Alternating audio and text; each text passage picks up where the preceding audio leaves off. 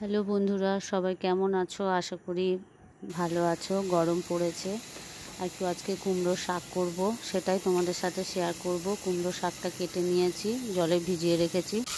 কুমড়ো শাকটা আমার বাগানে হয়েছিল, নিচে একটা ছোট্ট মতো বাগানের জায়গা আছে, ওখানটায় আমি বাগান করেছি, সেখানে কুমড়ো শাকটা হয়েছিল। সেটাই তুলে এনেছি, এনে কেটে ভিজিয়ে রেখেছি জলে। আর সবজি দেবো বেগুন, আলু আর টমেটো, সেটাও কেটে ধুয়ে রেখেছি। কড়াইয়ে তেল দিলাম, তেল দিয়ে শুকনো লঙ্কা ফোড়ন দিলাম, আর একটু রসুন থেতো করে দিলাম, আর একটু কালো জিরে দেব।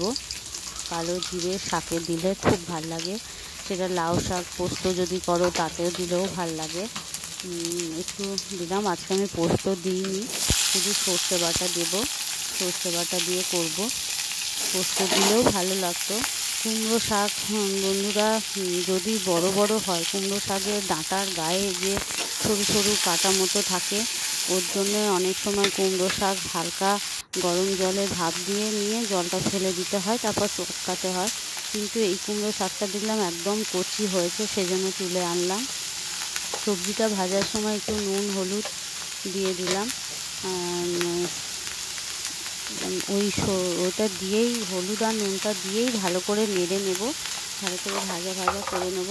এমন কিছু মশলা লাগে না, ভাজা হয়ে গেলে পরে সর্ষে বাটা দেব, সর্ষে আর লঙ্কা বেটে রেখেছি, সেটা দেব। আলু আলু আর বেগুনটা ভাজা হয়ে গেছে, শাকটা দেবো এবারে। শাকটা, কুমড়ো শাকটা খুবই নরম, বেশিক্ষণ সময় লাগবে না মনে হচ্ছে।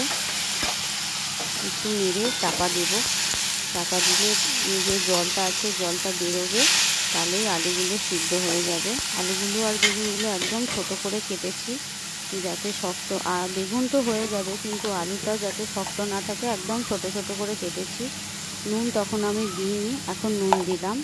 হলুদ দিয়েছিলাম তখন শুধু।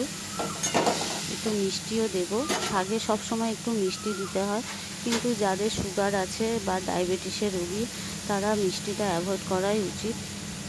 আমার আসলে গুড়টা শেষ হয়ে গেছে, সেজন্য চিনিটাই ইউজ করব।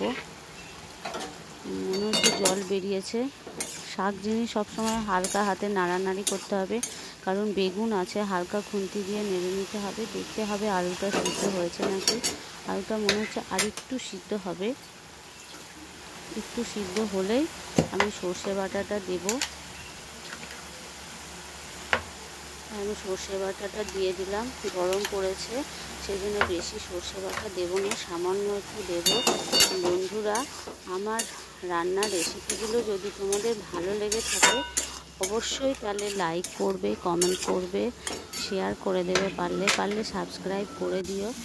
আমি পেজে নতুন, তাহলে মোটিভেট হই। তোমরা সবাই খুব ভালো থাকবে, রান্নাটা করে দেখো, খুব ভালো লাগবে। বাই বাই, আজকে আসছি।